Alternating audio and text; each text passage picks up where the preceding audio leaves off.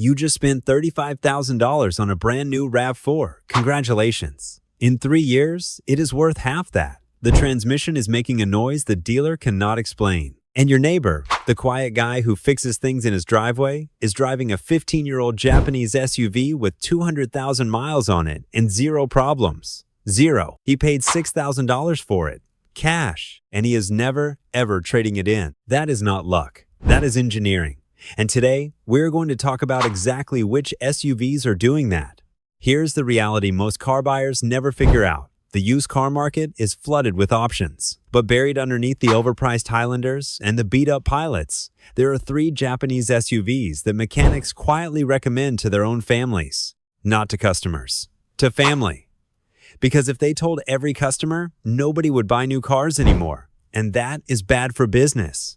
These are vehicles built during a period when Japanese automakers were in a reliability arms race. Every engineer was trying to outdo the other. The result was a generation of SUVs so overbuilt, so mechanically simple, and so proven over time that they are still running strong in 2024 at prices that feel almost criminal. We are counting down from number 3 to number 1. Each one of these gets more impressive as we go. And if you stick around to the end, the number 1 pick is going to genuinely surprise you. Most people walk right past it on the lot. Number 3, the 2003 to 2009 Toyota 4Runner, SR5 trim, 4.0-liter V6. Let us start here. The 4th generation 4Runner is not a hidden gem anymore. People talk about it. But here's what they do not talk about. You can still find clean examples in the $7,000 to $8,000 range if you know where to look and what to avoid. And when you do find one, what you are getting is essentially a truck that learned how to be an SUV. The 4.0-liter 1 GR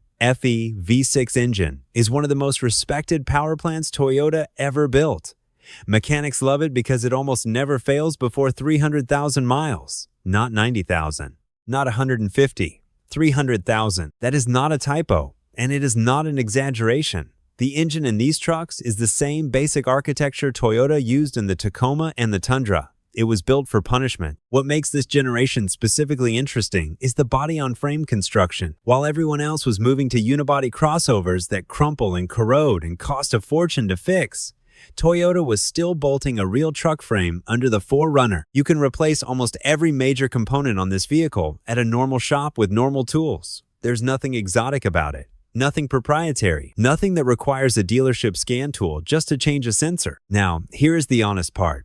You need to check the frame on these. Rust is a real concern in northern states. If you are buying one that lived its whole life in Texas or Arizona, you are probably fine. If it came from Michigan or New York, put it on a lift and look underneath before you hand over $1. Also, fuel economy is not going to win any awards. Expect around 17 miles per gallon on a good day. But if you are buying a 4Runner, you already know that, and you do not care. At under $8,000, a well-maintained 4th-gen 4Runner is not just a reliable vehicle, it is an asset. These things hold value like nothing else in the used market. You will not lose much money on it, and you might not lose any at all. But while the 4Runner is legendary, number 2 on this list is the one that shocks people the most, because almost nobody thinks of this brand when they think of bulletproof reliability. And they should. Number 2, the 2003 to 2008 Honda Pilot, 1st generation, 3.5 V6. Stop. Before you scroll away, the 1st generation Honda Pilot has a reputation problem, and that reputation is old, outdated, and completely unfair to the vehicles that had the transmission issue fixed. Here is the backstory. Early 2003 Pilots had a 5-speed automatic transmission that could struggle under certain conditions. Honda acknowledged it, issued extended warranties, and by 2004 and 2005, the problem was largely sorted. Those early problem transmissions have either already failed and been replaced, or the vehicles carrying them have been retired. What is left in the market right now? The 2005 to 2008 examples is a completely different ownership experience. The 3.5-liter J35 engine is Honda's workhorse. This is an engine that shows up in Odyssey vans, Ridgeline trucks, and multiple Acura models. It is one of the most produced and most repaired engines in the history of Japanese manufacturing. Every mechanic in the country knows it. Parts are everywhere. Repairs are cheap. But here's what nobody talks about. The 1st generation Pilot is enormous for the money. 3 rows of seating, room for 8 passengers. all-wheel drive that actually works in the snow. And because it was Honda's first real SUV, they over-engineered almost everything to prove a point. The build quality on these is noticeably better than what Honda was making 5 years later. At under $8,000, you can find first-gen pilots with clean history, reasonable mileage, and zero major issues. It drives nothing like a truck. It is comfortable, it is quiet, and it will haul your family and their gear without complaint for another 100,000 miles if you maintain it. The catch here is maintenance history. You want to see evidence that the transmission fluid was changed regularly. This is not optional on this vehicle. If the seller cannot show you a single record of transmission service in over 100,000 miles, walk away, because the only way to hurt this vehicle is to ignore it. And some owners did exactly that. What you are really paying for with a first-gen Pilot is space, comfort, and Honda reliability at a price point that makes zero logical sense in today's market. The only reason these are still affordable is because they look dated, and nobody cares about the first generation of anything. That changes when they stop making them and parts get rare.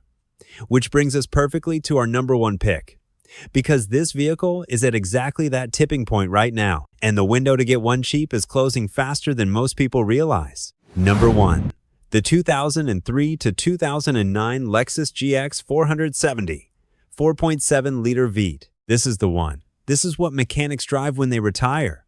This is what overlanders save up for. This is the vehicle that Toyota engineers built when they wanted to show the world what they could do with unlimited engineering resources and no corners cut anywhere. The GX 470 is a Lexus SUV built on the Land Cruiser Prado platform, not the RAV4 platform. Not some shared crossover architecture. The Land Cruiser Prado, a vehicle that sells for over $90,000 new in markets, where people actually pay for real capability. Toyota took that platform, dropped a 4.7 2UZ FE V8 under the hood, wrapped it in Lexus luxury, and sold it in America for around $50,000 at the time. Today, you can buy one for $6,000 to $8,000 if you are patient and willing to look. The 2UZ FE V8 is absurd. It is the same engine used in the Land Cruiser Thunred series. Engineers designed it with a forged steel crankshaft, cast iron cylinder liners inside an aluminum block, and enough overkill in every rotating assembly to make it genuinely difficult to destroy. It is not uncommon to find these engines at 250,000 miles with zero internal work ever done.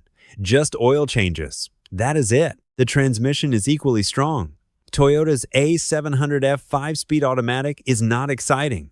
It is not sophisticated. It is just durable. It shifts the same at 100,000 miles as it did at 10,000. And when something does eventually wear out, it is cheap to rebuild because every transmission shop in the country has done a dozen of them. Now the interior. This is where the GX 470 absolutely embarrasses everything else in this price range. Lexus did not cut any corners in 2003 and 2004. Full leather, heated seats, rear climate control, a third row that actually fits humans, a Mark Levinson audio system that still sounds better than what comes in most new vehicles. You are sitting in genuine luxury at a $6,000 price point. That is not normal. That should not be possible, but here we are. The capability is real too. The GX 470 has a full-time four-wheel drive system with low range and an active height control suspension on most trims. This is a vehicle that crossed deserts and climbed mountains from the factory. It does not need modifications to do what other SUVs need a lift kit and lockers to attempt. Here is the honest downside. And there is one. Fuel economy on the 4.7-liter V8 is roughly 15 to 17 miles per gallon. In some conditions, less. If you are driving this thing daily in a city, your fuel costs will be noticeable. This is not a commuter car. It is a do-everything machine that happens to commute. Also, watch for the IFS version versus the solid front axle.